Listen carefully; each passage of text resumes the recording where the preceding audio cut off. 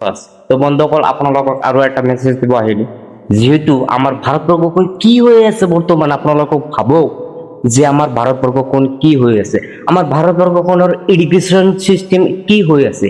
Education system আমি আমাৰ ভাৰতবৰ্ষৰ যিটো পৰীক্ষা একেবাৰে কঠিন পৰীক্ষা বা ইণ্টাৰনেশ্যনেল পৰীক্ষা বুলি ভাবো, নিট, সেই পৰীক্ষা নিট, আৰু সেই পৰীক্ষাৰ কোশ্চিনে ফাদিল হৈ আছে বা পৰীক্ষাৰ কোশ্চিনে লিক হৈ আছে।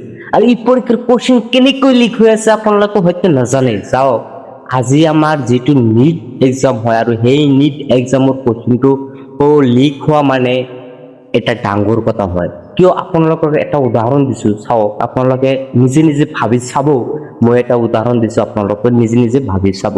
চাওক, আজি নহলে নিটৰ এক্সামত কোশ্চিন, আপোনালোক আমি এটা উদাহৰণ দি আছো। চাওক, আজি নহলে কোশ্চিনটো লিক হৈছে, কিন্তু এই লিক হৈছে যেতিয়া, আৰু এই লিক হৈ যিবিলাক কোশ্চিন ষ্টুডেণ্টৰ লগত গৈছে বা ষ্টুডেণ্টৰ লগ পাইছে এই কোশ্চিনৰ লগত লগ পাইছে, তেতিয়া যিবিলাকে নপৰাকৈ সেই কোশ্চিন খিনি পাইছে, তেতিয়া সিহঁতে যেতিয়া এক্সাম দিব, তেতিয়া এক্সাম দিওঁতে পাছ কৰি যাব, কিন্তু তেতিয়াই ডক্টৰী চান্স পাই যাব। কিন্তু সেইজন ডক্টৰৰ ওচৰত যেতিয়া আপুনি, মই আৰু এই আমাৰ ভাৰতবৰ্ষৰ সকলো মানুহৰ যাব লাগিব, যেতিয়া বেমাৰত পৰিব সকলো মানুহৰ যাব লাগিব। যদি চাওক আপুনি, যিহেতু এই ডাক্তাৰে পাছ কৰা নাই, মানে ডুপ্লিকেট কৰি কোশ্চিন লিক কৰি তেওঁ ডক্টৰ হৈ গ'ল। আৰু যেতিয়া আমি সিহঁতৰ ওচৰত আমি যেতিয়া চিকিৎসা ল'ব যাম, তেতিয়া আমাক কি হৈ দিব আমি গমেই নাপাম।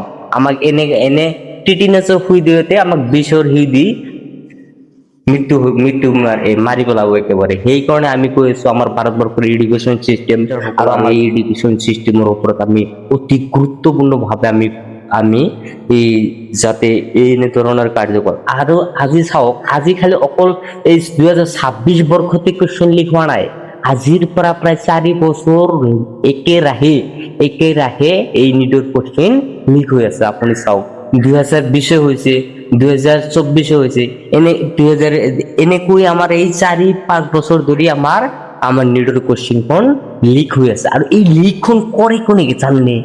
হয়তো আমি আৰু আপুনি কিন্তু এই নিটৰ কুৱেশ্যন লিক কৰিব নোৱাৰি। এই লিকখন কৰে কোনে?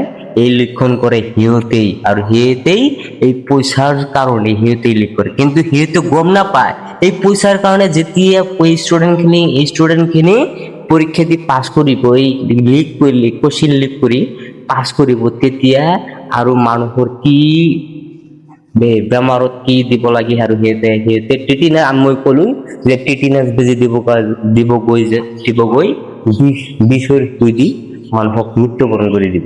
তো সেইকাৰণে মই কৈছো, আমাৰ চৰকাৰক, আমাৰ ভাৰতবৰ্ষৰ চৰকাৰক বা প্ৰাইম মিনিষ্টাৰ নৰেন্দ্ৰ মোদীক কৈছো যে আমাৰ এই শিক্ষাৰ ওপৰত বা এই আমাৰ শিক্ষাৰ এডুকেশ্যনৰ ওপৰত অতি গুৰুত্বপূৰ্ণভাৱে চাহিদা দি এইখন ভাল এটা, আমাৰ ভাৰতবৰ্ষখন ভাল এটা এডুকেশ্যন দিয়ক। আপোনালোকে কমেণ্ট কৰি ক'ব।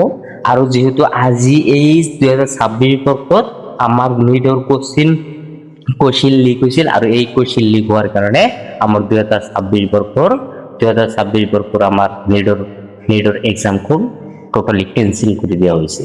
তো এইটো ভাল হৈছে, কিন্তু এই কুৱেশ্যন লিকটো কেনেকৈ হয় আপোনালোকে হয়তো চাওক, আৰু এইটোৰ ওপৰত অতি গুৰুত্বপূৰ্ণ আপোনালোকে আৱাজ উঠাওক, আৰু এই নেক্সট টাইম যাতে আমাৰ ভাৰতবৰ্ষৰ পৰা কুৱেশ্যন লিক কৰিব নোৱাৰে, এইটোৰ ওপৰত আপোনালোকে গুৰুত্ব দিয়ক। তো বন্ধুসকল, টাটা, বাই বাই।